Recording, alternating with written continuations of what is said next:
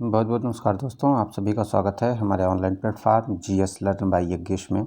और आज हम लोग इतिहास को पढ़ने वाले हैं। तो भारत का इतिहास प्रारंभ करेंगे, तो जिसमें हम लोग भारत के इतिहास में साहित्यिक स्रोत, उसके बाद पुरातात्विक स्रोत, इन सब चीज़ों का अध्ययन करते हुए और उसके बाद सिंधु घाटी सभ्यता, महाजनपद काल, बौद्धिज़्म, जैनिज़्म, इन सब चीज़ों को पढ़ेंगे। लेकिन आज की जो कक्षा हमारी है, जो आज की जो क्लास है, उसमें हम लोग भारत के इतिहास का प्रारंभ देखेंगे कि किन किन स्रोतों से, किन किन माध्यमों से हमको भारत के इतिहास के संदर्भ में जानकारियाँ प्राप्त होती हैं। अच्छा, परीक्षा की दृष्टि से बहुत महत्वपूर्ण है। अक्सर प्रश्न पूछ लिए जाते हैं, क्रम पूछ लिए जाते हैं। सामने आने वाली परीक्षा है आरओ उसमें, उसके लिए बहुत ही इम्पोर्टेंट है। ये पेट से लेकर के सारी परीक्षाओं के लिए अत्यंत महत्वपूर्ण है। तो आज हम लोग भारत के इतिहास को समझेंगे और भारत का इतिहास प्रारंभ जहाँ से होता है, जहाँ से हमको भारत के इतिहास के विषय में जानकारी मिलती है, किन किन स्रोतों से मिलती है, धार्मिक साहित्य क्या है और लौकिक साहित्य क्या है, ब्राह्मण ग्रंथ क्या है, इन चीज़ों पे चर्चा करते हुए हम लोग आगे फिर जो है इस कक्षा को जारी रखेंगे। तो आज की कक्षा में भारत के इतिहास का प्रारंभ देखते हैं हम लोग। तो सर्वप्रथम हम देखते हैं कि भारत का इतिहास, यानी जब भारत के इतिहास के संदर्भ में जब हम बात करते हैं तो इतिहास शब्द जो है उसका तात्पर्य क्या है। उसका तात्पर्य है कि यह निश्चय था, यानी इतिहास जो शब्द है वो ग्रीक शब्द के, ठीक है कि नहीं, ये जो इतिहास शब्द है वो ग्रीक के स्टोरिया शब्द से निकला हुआ है, जिसका अर्थ होता है बुनना, यानी हिस्ट्री। और इतिहास की जब हम बात करते हैं तो इतिहास के जनक की जब हम बात करते हैं तो उसके संदर्भ में सर्वप्रथम हमको किसी का नाम यदि सामने आता है उसके जनक के तौर पे, तो वो जो हैं वो हैं हेरोडोटस। और हेरोडोटस की जो पुस्तक है उसका नाम है हिस्टोरिका। तो हेरोडोटस इतिहास के जनक माने जाते हैं और इनकी जो पुस्तक है उसका नाम है हिस्टोरिका। अच्छा, इतिहास के 3 भाग हैं। इतिहास को हम लोग पढ़ने और समझने की दृष्टि से इसका विभाजन 3 भागों में हम लोग करते हैं, जिसमें इतिहास के 3 भाग है। जिसमें प्रथम क्या है कि प्राचीन इतिहास है, दूसरा है मध्यकालीन इतिहास और तीसरा है आधुनिक इतिहास। तो ये इतिहास के 3 प्रमुख भाग हो गए, ठीक है। आइए आगे देखते हैं हम लोग। तो आगे जब हम लोग देखते हैं तो हम ये देखते हैं कि इतिहास के जानने के स्रोत क्या है, मतलब किन किन माध्यमों से, किन किन चीज़ों के द्वारा, किन किन स्रोतों के द्वारा हम लोगों ने इतिहास को जाना है, इतिहास को समझा है, भारत के इतिहास को किस तरीके से जाना है। तो इसके 2 प्रमुख स्रोत माने गए हैं। एक तो है पुरातात्विक स्रोत, एक साहित्यिक स्रोत है और एक है पुरातात्विक स्रोत, ठीक है। तो साहित्यिक स्रोत के अंतर्गत 2 स्रोत हमको मिलते हैं, एक धार्मिक साहित्य मिलता है, एक लौकिक साहित्य मिलता है, ठीक है। हालांकि आगे इस विस्तार से इस पर चर्चा की जाएगी। उसके बाद लौकिक साहित्य में ऐतिहासिक ग्रंथ मिलते हैं। ऐतिहासिक ग्रंथ के तौर पे जो भी आगे हम देखेंगे इसमें ऐतिहासिक ग्रंथ, जैसे कि अभिज्ञान शाकुंतलम कालिदास की हो गई, ठीक है, बृहत कथा मंजरी क्या कहते हैं क्षेमेंद्र की हो गई, इस तरीके के ऐतिहासिक ग्रंथ माने जाते हैं। अच्छा, पुरातात्विक स्रोतों में क्या है कि अभिलेख हैं, सिक्के हैं, मूर्ति हैं, चित्रकला है। अभिलेख यानी किस अभिलेख से, जैसे कि इसके पूर्व जो जितने भी शासक हुए हैं, अशोक के अभिलेख से हमको उसके शासन व्यवस्था की जानकारी मिलती है। सिक्कों का प्रचलन हुआ था, तो सिक्के जो हैं वो सातवाहन वंश के जो शासक थे उन्होंने शीशे के सिक्के चलाए थे, और उस सिक्कों में जो है हमको यह पता चलता है कि ये अति प्राचीन सिक्के किस शासक से संबंधित, तो ये भी इतिहास के एक स्रोत और साक्ष्य के रूप में देखे जाते हैं, ठीक है। आइए अगला देखते हैं हम लोग। आगे हमारा है ब्राह्मण ग्रंथ, ठीक है, और गैर ब्राह्मण ग्रंथ। तो ब्राह्मण ग्रंथ में क्या क्या है, वेद है, पुराण है, अरण्यक है, उपनिषद है, महाभारत है, स्मृति है, सारी चर्चा की गई है आगे विस्तार से, ठीक है। गैर ब्राह्मण ग्रंथ जो हैं, जो इसके अंतर्गत नहीं आते, जैन, बौद्ध और अन्य धार्मिक ग्रंथ हैं, ठीक है। आइए आगे देखते हैं हम लोग अपना। तो आगे जो हमारा है वो है साहित्यिक स्रोत। तो साहित्यिक स्रोत में चीज़ें क्या क्या चीज़ें हैं जो साहित्यिक स्रोत में, तो यानी ब्राह्मण साहित्य मतलब कि ब्राह्मण ग्रंथ प्राचीन भारतीय इतिहास की जानकारी के हेतु अत्यंत महत्वपूर्ण है, ठीक है। जिसमें जो है कि प्राचीन भारत को जानने के लिए ये महत्वपूर्ण माने जाते हैं। अच्छा, वेद, उसके बाद ब्राह्मण साहित्य में जब हम आते हैं तो सर्वप्रथम हम लोग वेदों का अध्ययन करते हैं, जो कि सबसे प्राचीन माने जाते हैं। और आर्यों का वर्णन इसमें किया गया है। भारतीय साहित्य के विषय में, भारतीय साहित्य का सबसे ठोस और सबसे प्राचीनतम प्रमाण जो है वो वेद हमारे माने जाते हैं, ठीक है। वेदों में जो है वो प्राचीन आर्यों के धार्मिक, सामाजिक, राजनैतिक, सांस्कृतिक, ठीक है, इनके जीवन का पता चलता है वेद के माध्यम से। तो ये भी हमारे जो हैं ये हमारे साहित्यिक स्रोत के अंतर्गत आते हैं, ठीक है। अच्छा, अगला जो हमारा है वेद, तो वेदों की संख्या 4 हो गई। हालांकि जब हम लोग वैदिक काल पढ़ेंगे तो इन सारी चीज़ों पे चर्चा करेंगे। अभी फ़िलहाल हम लोग भारत को जानने और इतिहास को जानने के प्रारंभिक स्रोतों पर चर्चा कर रहे हैं, इसलिए बहुत व्याख्या इसकी नहीं की जाएगी। तो इसमें जो है वेद 4 माने गए हैं। अच्छा, अरण्यक, जब अरण्यक की हम लोग चर्चा करते हैं तो अरण्यक जो है वो ब्राह्मण ग्रंथ के सबसे अंतिम भाग माने जाते हैं। ठीक है, इसमें दार्शनिक और रहस्यात्मक विषयों पर चर्चा की गई है। अच्छा, ब्राह्मण ग्रंथों के अंतिम भाग हैं ये, और इसकी कुल संख्या जो है वो टोटल 7 मानी गई है। ठीक है, उसके बाद हमारा आता है उपनिषद। तो उपनिषद, हालांकि इसका अर्थ भी आपको समझ में आ जाएगा कि उप का अर्थ है समीप, नी का अर्थ है निष्ठापूर्वक, सद का अर्थ है बैठना, तो यानी गुरु के पास निष्ठापूर्वक बैठकर रहस्यात्मक ज्ञान की प्राप्ति करना जो है वो उपनिषद कहलाता है। तो उपनिषद, इन्हें वेदांत भी कहा जाता है। ठीक है, ये वेदांत भी है, और ये आप समझिए कि वैदिक साहित्य के अंतिम भाग होने के कारण इनको वेदांत कहा जाता है। यानी वैदिक साहित्य जो हमारा है, तो वैदिक साहित्य में क्या क्या, वेद हो गए, अरण्यक हो गए, इसके बाद जो ये अंतिम रूप से माने जाते हैं तो इनको वेदांत कहा जाता है। ठीक है, ये अंतिम भाग कहे जाते हैं। ठीक है, और भारत से ये प्रमुख जो उपनिषद है, उसमें भारत का जो राष्ट्रीय आदर्श वाक्य है सत्यमेव जयते, वो कहाँ से लिया गया था, वो मंडूक उपनिषद से लिया गया है। इसी प्रकार जो है इन उपनिषदों की जो टोटल संख्या है वो 108 मानी गई है। सारी चर्चा की जाएगी विस्तार से। अभी हम इतिहास को जान रहे हैं, इसलिए हल्की सी चर्चा कर रहे हैं, ताकि इतिहास की एक ठीक ठाक भूमिका आपको पता चल जाए कि इतिहास प्रारंभ कहाँ से होता है, किन किन चीज़ों से हम लोगों ने इतिहास को जाना, समझा और सीखा है। वेदांत, अब देखिए इन वेदांतों को जो है इनकी संख्या टोटल 6 मानी गई हैं, जिसमें कौन कौन सा है, एक तो है कल्प शिक्षा, कल्पसूत्र, व्याकरण, निरुक्त, छंद और ज्योतिष। तो वेदांतों की टोटल संख्या कितनी है, तो टोटल संख्या 6 मानी गई है। ठीक है, आइए आगे हम लोग देखते हैं। आगे जब हम लोग देखते हैं तो जब वेदांत को हम लोग पढ़ लेते हैं तो टोटल 6 माने गए हैं वेदांत। उसके बाद सूत्र। ठीक है, वैदिक साहित्य को अक्षुण्ण बनाने के लिए सूत्रों का प्रणयन किया गया था। तो सूत्र जो हैं वो कल्प नामक वेदांत से निकले गए हैं, और इनके 3 भाग हैं। ठीक है, इसमें श्रौत सूत्र है, गृह सूत्र है और धर्म सूत्र है। तो जिसमें से हम लोगों को धर्म सूत्र के विषय में जानना है, तो धर्म सूत्र से ही स्मृति ग्रंथों का विकास माना जाता है, जिसमें जो प्रमुख स्मृतियां हैं, मनुस्मृति सबसे प्राचीन स्मृति मानी जाती है, याज्ञवल्क्य की स्मृति, पराशर स्मृति और नारद स्मृति। तो ये प्रमुख स्मृतियां हैं जो कि अति महत्वपूर्ण हैं और अति प्राचीन हैं, जिसमें सबसे प्राचीन जो है वो मनुस्मृति है। ठीक है, अच्छा आइए हम लोग अगले क्रम में आगे देखते हैं हमारा। तो आगे वाले क्रम में जब हम देखते हैं तो मनुस्मृति पे थोड़ी सी चर्चा कर ली जाए। तो मनुस्मृति पे जब हम चर्चा करते हैं तो ये सबसे प्राचीन कहा गया है। ठीक है, अच्छा इसके टीकाकार यानी इसकी व्याख्या किसने की है, इसके विषय में किसने बताया अच्छे से विस्तार, तो मेघतिथि, भारुचि और कुल्लुक भट्ट, इन लोगों को याद कर लीजिए। पूछ लेता है कि मनुस्मृति से संबंधित टीकाकार इनमें से कौन से नहीं हैं, तो मेघतिथि, भारुचि और कुल्लुक भट्ट हैं। ठीक है, याज्ञवल्क्य के टीकाकार कौन कौन से हैं, तो विश्वरूप हैं, विज्ञानेश्वर हैं और अपरार्क हैं। ठीक है, अपरार्क हैं। तो विश्वरूप हैं, विज्ञानेश्वर और अपरार्क हैं, किससे संबंधित है, याज्ञवल्क्य के स्मृति के टीकाकार ये माने गए हैं। ठीक है, अच्छा इसके बाद जो है हम लोग पाणिनि के अष्टाध्यायी की चर्चा करते हैं। तो ये अति महत्वपूर्ण है, पाणिनि का अष्टाध्यायी। ठीक है, व्याकरण ग्रंथ है। अच्छा आगे आइए हम लोग फिर पुराण की चर्चा करते हैं। तो पुराण की चर्चा में जब हम लोग ये देखते हैं, एक मिनट, तो जब हम लोग पुराण की चर्चा देखते हैं तो पुराणों की जो टोटल संख्या है वो 18 मानी गई, और इसके रचयिता जो हैं लोमहर्ष एवं उनके पुत्र जो हैं उग्रश्रवा हैं। सबसे प्राचीनतम पुराण है मत्स्य पुराण।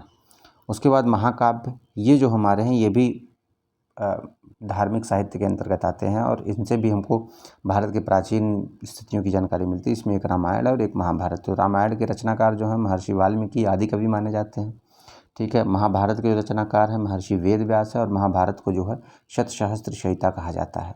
इसको याद कर लीजिए, परीक्षा में अक्सर कई बार पूछा है कि शतसहस्त्र संहिता इनमें से किनको कहा जाता है, तो आपको 4 विकल्प दे दिया जाएगा, जिसमें से इसका जो सही उत्तर है वो महाभारत है। तो महाभारत को शतसहस्त्री संहिता कहा जाता है। ठीक है, आइए उसके बाद हम लोग ब्राह्मणेतर ग्रंथ देखते हैं। तो ब्राह्मणेतर ग्रंथों में कौन कौन से, उसके पहले मैं चर्चा की थी, ब्राह्मणेतर में बौद्ध साहित्य है। बौद्ध साहित्य जिसको त्रिपिटक कहा जाता है, इसका सबसे प्राचीन ग्रंथ है, और इसमें त्रिपिटक में जो है इसमें इसके 3 खंड हैं। इन तीनों को मिला करके ही त्रिपिटक का रूप दिया गया। इसके 3 खंड है, सुत्त पिटक, विनय पिटक और अभिधम्म पिटक। जब हम लोग बौद्ध जीवन पढ़ेंगे महात्मा बुद्ध के विषय में, तो उसके बाद वहाँ पे हम लोग सारी चीज़ों पे चर्चा करेंगे। सुत्त पिटक क्या है, विनय पिटक क्या है, अभिधम्म पिटक क्या है। ठीक है, तो सुत्त पिटक, विनय पिटक और अभिधम्म पिटक। अच्छा सुत्त पिटक जो है उसको इंसाइक्लोपीडिया कहा जाता है बौद्ध धर्म का। इंसाइक्लोपीडिया का मतलब ये है कि यदि आपको बौद्धिज्म को जानना है, बुद्ध धर्म को जानना है, तो सुत्त पिटक जो है उसका सबसे प्रमुख स्रोत माना गया है। ठीक है। अच्छा, इसकी भाषा क्या है, तो ये पाली भाषा है। अच्छा, उसके बाद इसमें जो है दीपवंश और महावंश से मौर्य काल का इतिहास का पता चलता है। तो दीपवंश और महावंश जो है ये जो दोनों ग्रंथ हैं, ठीक है, इससे मौर्य काल और मौर्य काल के इतिहास का पता चलता है। तो ये भी जो है दीपवंश और महावंश, यदि परीक्षा में पूछ लेता है कि दीपवंश और महावंश जो है ये किससे संबंधित हैं, तो आप ये समझिए कि दीपवंश और महावंश जो है वो बुद्ध साहित्य से संबंधित है, बौद्ध साहित्य से संबंधित है। ठीक है। आइए इसमें फिर अगले क्रम में हम लोग देखते हैं। अच्छा, बौद्धिज्म हम लोग देख लिए, बौद्ध साहित्य देख लिए, अब हम लोग जैन साहित्य देखते हैं। तो जैन साहित्य को आगम कहा जाता है, बहुत महत्वपूर्ण है, कई बार पूछा है। आगम किससे संबंधित है, तो जैन साहित्य से संबंधित है। अच्छा, जैन साहित्य से संबंधित है कल्पसूत्र, जिसकी रचना भद्रबाहु ने की है। ठीक है। तो कल्पसूत्र जो है वो किससे संबंधित है, तो जैन साहित्य से संबंधित है। इसके रचनाकार कौन है, तो भद्रबाहु है। ठीक है। अच्छा, उसके बाद जैन धर्म से ही संबंधित एक और ग्रंथ है जिसका नाम है परिशिष्ट पर्वन, और इसके रचनाकार जो है वो हेमचंद्र हैं। ये भी बहुत महत्वपूर्ण है, मोस्ट इम्पॉर्टेंट है, ये अक्सर परीक्षा में पूछ लिया जाता है। ठीक है। तो जैन ग्रंथ जो है वो है परिशिष्ट पर्वन, और उसके रचनाकार जो हैं वो हेमचंद्र हैं। ठीक है। अच्छा, उसके बाद आइए हम लोग लौकिक साहित्य के विषय में पढ़ते हैं। तो लौकिक साहित्य से जानते हैं, तो लौकिक साहित्य के अंतर्गत जो है ऐतिहासिक व अर्ध ऐतिहासिक ग्रंथ आते हैं, जिनकी थोड़ी बहुत प्रामाणिकता है और थोड़ी बहुत कम प्रामाणिकता है। ठीक है। तो इसमें जो मुख्य रूप से हैं वो अर्थशास्त्र के जो लेखक हैं कौटिल्य हैं, मुद्राराचक, विशाखदत्त, कथा सरित सागर सोमदेव, बृहद कथा मंजरी शेमेंद्र और राजतरंगिणी कल्हड़। तो ये जो प्रमुख रचनाकार हैं और इनकी जो रचनाएं हैं, इससे भी उस समय की स्थिति, उस समय की राजनीतिक व्यवस्था का हमको पता चलता है। इतिहास उस समय का क्या रहा होगा, उस समय के लोगों की स्थिति क्या रही होगी। तो ये जो प्रमुख हैं अलौकिक साहित्य, ये भी इतिहास को जानने के अच्छे और महत्वपूर्ण स्रोत माने गए हैं। ठीक है। अच्छा, आइए उसके बाद विदेशी यात्रियों का विवरण देख लेते हैं, ये बहुत महत्वपूर्ण है। ठीक है। तो विदेशी यात्रियों का विवरण जब हम देखते हैं, इसमें जो है विदेशी यात्रियों के विवरण में हम देखते हैं प्रमुख लेखक। तो इसमें हेरोडोटस, आगे चर्चा मैंने की थी, इतिहास का जनक है, हिस्टोरिका इसकी पुस्तक है। अच्छा, इसमें जो है वो ईसा पूर्व के पाँचवीं ईसा पूर्व के भारत और फारस का इतिहास और उसका संबंध जो था उसका वर्णन किया गया है। ठीक है। निरियाकस, आनिसेक्रेटीस और अरिस्टोबुलस, ये जो है सिकंदर समकालीन माने जाते हैं। तो निरियाकस, आनिसेक्रेटीस और एरिस्टोबुलस सिकंदर समकालीन माने जाते हैं।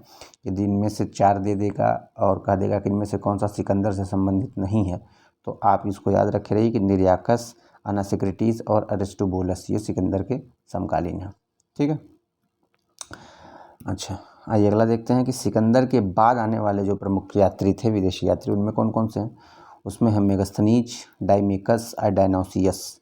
तो मेगास्थनीज की जो पुस्तिका है उसका नाम है इंडिका। ठीक है। और डाइमेकस ये सीरिया का राजा एंटियोकस का राजदूत था और बिंदुसार के दरबार में भारत में आया था। ठीक है। तो ये डाइमेकस जो है वो सीरिया का राजा एंटियोकस का राजदूत था और बिंदुसार के दरबार में भारत में आया था। तो ये बहुत महत्वपूर्ण है, अक्सर पूछा गया है परीक्षा में, रिपीटेड प्रश्न है। अच्छा, आइए इसके बाद हम लोग देखते हैं कि डायनोसियस ये मिस्र राजा टालमी फिलाडेल्फिया का राजदूत था और अशोक के दरबार में आया था। तो अशोक के दरबार में आने वाले विदेशी यात्रियों का जब नाम पूछा जाएगा तो डायनोसियस का आप नाम लेंगे, जो कि मिस्र का राजा टालमी फिलाडेल्फिया का राजदूत माना जाता है और अशोक के दरबार में आया था। टालमी जो है, अच्छा, उसकी पुस्तक का नाम है जियोग्राफी। ठीक है। ये 2वीं शती की पुस्तक है, याद कर लीजिए इसको। चीनी लेखकों की बात कर लेते हैं हम लोग। तो चीनी लेखकों में कौन कौन से आते हैं, ये क्रम से हैं। फाहियान, चंद्रगुप्त द्वितीय 5वीं सदी में भारत आया था। वेनसांग हर्ष के शासनकाल में 7वीं सदी में भारत आया था। इसकी पुस्तक का नाम जो है वो सीयूकी है। वेनसांग को प्रिंस ऑफ पिलग्रिम्स अथवा यात्रियों का राजकुमार कहा जाता है। ठीक है। अच्छा, आगे देखते हैं हम लोग इसी क्रम में। इत्सिंग 7वीं सदी में भारत आया था। अच्छा, अरबी लेखकों की चर्चा कर लेते हैं। तो अल बरूनी 11वीं सदी महमूद गजनवी के साथ भारत आया था। इसकी पुस्तकों पर चर्चा कर लेते हैं। पुस्तक इसकी अक्सर पूछ लिया जाती है। तो अल बरूनी की जो पुस्तक है वो तहकीक हिंद और किताबुल हिंद है। अच्छा, सुलेमान 9वीं सदी में भारत आया था। पाल एवं प्रतिहार शासकों का इसने वर्णन अपनी पुस्तक में किया है।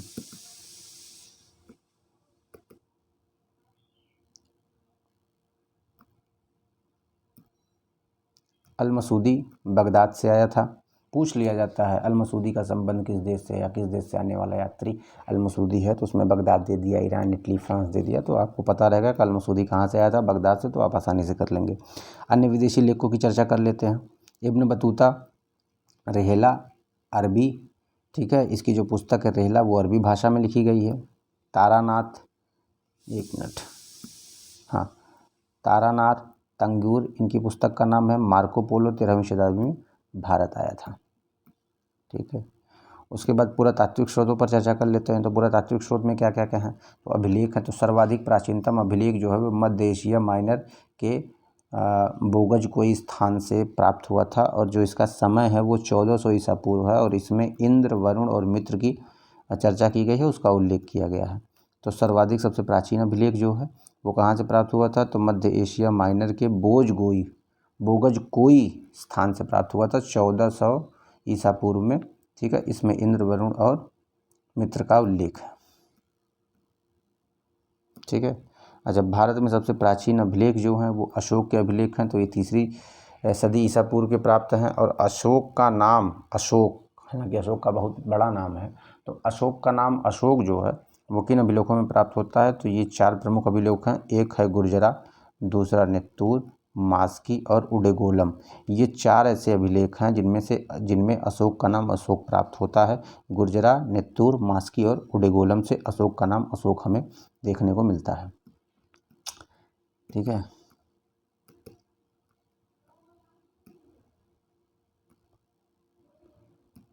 अच्छा, आइए अगला देखते हैं कि अशोक के अभिलेखों की भाषा यानी उसकी लिपि क्या क्या थी। तो ब्राह्मी, खरोष्टी, यूनानी, अरेमाइक और अरेमाइक लिपियाँ थी। ये अशोक की प्रमुख लिपियाँ थी। अच्छा, यवन राजदूत हेलियोडोरस के बेस नगर से प्राप्त गरुड़ स्तंभ से भारत में भागवत धर्म के विकास और उसके साक्ष्य के विषय में हमें जानकारी होती है। तो भागवत धर्म का जो साक्ष्य और प्रमाण हमको मिलता है वो यवन राजदूत हेलियोडोरस के बेस नगर से प्राप्त गरुड़ स्तंभ से हमको इसकी जानकारी प्राप्त होती है। अच्छा, मंदसौर अभिलेख, रेशम बुनकरों का जो उल्लेख मिलता है हमको मंदसौर अभिलेख से मिलता है। आगे मैंने अभिलेखों की चर्चा की है, तो कौन सा अभिलेख किस राजा से संबंधित है उसकी चर्चा हुई है। तो मंदसौर अभिलेख जो है वो रेशम बुनकरों का उसमें उल्लेख मिलता है। जेम्स प्रिंसेप ने 1837 में, देखिए बहुत महत्वपूर्ण है, ब्राह्मी लिपि में अशोक के अभिलेख को पढ़ा था। तो जेम्स प्रिंसेप ने जो है वो 1837 में, ये नाम याद रखे रहिएगा, ब्राह्मी लिपि में अशोक के पहले अभिलेख को पढ़ा हुआ था। तो पहले अभिलेख के पढ़ने का श्रेय जो है वो जेम्स प्रिंसेप को जाता है। दूसरा, अभिलेखों का अध्ययन जो है वो एपिग्राफी कहलाता है। ये भी पूछा गया प्रश्न है। तो अभिलेखों का अध्ययन जो है उसको कहते हैं एपिग्राफी। सती प्रथा के प्रथम साक्ष्य जो हैं वो भानुगुप्त के एरण अभिलेख 510 ईसा पूर्व से प्राप्त होते हैं। तो सती प्रथा का प्रथम साक्ष्य जो है भानुगुप्त के एरण अभिलेख से प्राप्त होता है, जिसका समय जो है वो 510 ईस्वी है। आइए, इसकी मैं चर्चा कर रहा था। तो प्रमुख अभिलेख जो हैं और वो किस शासक से संबंधित है इसकी चर्चा हम लोग कर लेते हैं। तो हाथी गुम्फा अभिलेख जो है वो कलिंग नरेश खारवेल से संबंधित है। गिरनार अभिलेख रुद्रदमन से संबंधित है। नासिक अभिलेख गौतमी बलश्री से संबंधित है। प्रयाग अभिलेख समुद्रगुप्त से संबंधित है। मंदसौर अभिलेख मालवा नरेश यशोवर्मन से संबंधित है। एहोल अभिलेख पुलकेशिन द्वितीय से संबंधित है। भीतरी अभिलेख स्कंदगुप्त से, और देवपाड़ा विजय सिंह बंगाल का शासक था उससे संबंधित है। तो ये प्रमुख अभिलेख हैं। सबसे इम्पोर्टेंट अभिलेख को मैंने यहाँ चर्चा कर दी है, कौन कौन से अभिलेख किस किस राजा से संबंधित है। 3-4 बार आप इसको लिख लीजिए, पढ़ लीजिए तो याद हो जाएगा बड़ी आसानी से। हाथी गुम्फा, कलिंग नरेश, गिरनार, रुद्रदमन, नासिक, गौतमी बलश्री, प्रयाग, समुद्रगुप्त, मंदसौर, मालवा, एहोल, पुलकेशिन द्वितीय, भीतरी, स्कंदगुप्त, देवपाड़ा, विजयसेन। ठीक है, तो ये हमारे प्रमुख अभिलेख हो गए। अच्छा, आइए कुछ अंतिम की जो चीज़ें हैं उस पर चर्चा कर लेते हैं। उसके बाद जो है अगले वीडियो में हम लोग संपूर्ण सिंधु घाटी सभ्यता का विस्तार, सिंधु घाटी सभ्यता के साक्ष्य, कहाँ कहाँ से किन किन चीज़ों का उत्खनन हुआ, कौन कौन से उत्खननकर्ता थे, किस नदियों के किनारे कौन सी सभ्यता का विकास हुआ, इसके बाद हम लोग पढ़ेंगे। तो आइए देखते हैं। सिक्कों का जो प्रथम अध्ययन था, सिक्कों का जो अध्ययन था उसको कहते हैं न्यूमिस्मेटिक्स। सिक्कों का अध्ययन जो है न्यूमिस्मेटिक कहा जाता है। भारत के प्राचीनतम सिक्के जो हैं उसको आहत कहा जाता है। भारत के जो प्राचीनतम सिक्के हैं उनको आहत की संज्ञा दी जाती है। सर्वाधिक शीशे के सिक्के आंध्र सातवाहन शासकों ने चलाया था। सर्वाधिक सोने के सिक्के गुप्त शासकों ने चलवाया था। सर्वप्रथम लेख वाले स्वर्ण सिक्के इंडो ग्रीक शासकों ने चलवाया था। उसके बाद पहिए का आविष्कार नवपाषाण काल में हुआ था। कृषि का आविष्कार नवपाषाण काल में हुआ था। आग का आविष्कार नवपाषाण काल में हुआ था। कृषि के प्रथम साक्ष्य जो हैं वो लहुरा देव से प्राप्त हुए थे। सर्वप्रथम पशुपालन मध्य पाषाण काल में प्रारंभ हुआ। मतलब मनुष्य ने जब पशुओं का पालन प्रारंभ किया तो वह जो समय माना जाता है वह नवपाषाण काल माना जाता है। ठीक है। और मानव कंकाल के साथ कुत्ते का जो साक्ष्य है वो हमको बुर्जहोम से प्राप्त हुआ कश्मीर से, और गर्तवास के साक्ष्य जो है वो भी हमको बुर्जहोम कश्मीर से प्राप्त हुआ। अच्छा, इसके बाद जो है हम लोग सिंधु घाटी सभ्यता के संदर्भ में बात करेंगे। तो अगला वीडियो जो हमारा है वो सिंधु घाटी सभ्यता, मतलब 3 से 4 वीडियो में हम लोग संपूर्ण जो प्राचीन भारत जो है उसको कंप्लीट कर लेंगे। ठीक है। तो इसके बाद सिंधु घाटी सभ्यता। तो सिंधु घाटी सभ्यता का समय, सिंधु घाटी सभ्यता का विस्तार, सिंधु घाटी सभ्यता से प्राप्त प्रमुख स्थल जहाँ से कौन कौन सी चीज़ें प्राप्त हुई हैं, ठीक है कि नहीं। तो इन सब चीज़ों पे चर्चा करेंगे। सिंधु घाटी की लिपि क्या थी, लोग व्यापार की चीज़ें क्या थी, आर्थिक स्थिति क्या थी, इन सब चीज़ों पे चर्चा करते हुए सिंधु घाटी सभ्यता पे विस्तार से बात करेंगे। उसके बाद वैदिक संस्कृति पर चर्चा करेंगे, फिर उसके बाद बौद्धिज़्म, जैनिज़्म, उसके बाद 6ठी शताब्दी पर उस पर बाद हम लोग महाजनपद काल पे चर्चा करेंगे, जिसमें महाजनपद कालों में महाजनपदों का ऊपर उदय, जिसमें 16 महाजनपद हैं, अंग, मगध, मल्ल, काशी, कौशल, पांचाल, इन सब चीज़ों पे चर्चा करते हुए हम लोग आगे जो है मगध का उत्कर्ष, और उसके बाद जो है हम लोग आगे इसी तरीके से गुप्त साम्राज्य, मौर्य साम्राज्य को पढ़ते हुए 3 से 4 वीडियो में हम लोग लगभग आप ये समझिए कि प्राचीन भारत का इतिहास समाप्त कर देंगे। उसके बाद 3 से 4 वीडियो में हम लोग मध्यकालीन भारत ख़त्म कर देंगे, और उसके बाद 3 से 4 टोटल आप समझिए कि 10 से 12 वीडियो में हम लोग पूरा इतिहास जो है वो ख़त्म कर लेंगे। और महत्वपूर्ण टॉपिक, किसी टॉपिक को न छोड़ते हुए जो परीक्षा की दृष्टि से बड़े महत्वपूर्ण है उस पर चर्चा करते हुए, ताकि हमारा इतिहास जो है 10 से 15 दिन में कंप्लीट हो जाए। उसके बाद फिर हम लोग इतिहास पे, फिर भूगोल पे, इतिहास तो कंप्लीट हो गया, फिर भूगोल पे, फिर राजनीति पे बात करेंगे। तो आज की वीडियो में बस इतना ही। बताइएगा आप लोग वीडियो आपको कैसा लगा, और वीडियो को हमारे लाइक करिए, सब्सक्राइब करिए, ज़्यादा शेयर करिए। आगे जो है ये क्रम जारी रहेगा। तो ये पहला वीडियो था इतिहास का। अगले क्रम में सिंधु घाटी सभ्यता दूसरा वीडियो। बहुत बहुत धन्यवाद। हमारे channel GS learn by Yagnesh को लाइक करिए, सब्सक्राइब करिए, ज़्यादा शेयर करिए। धन्यवाद।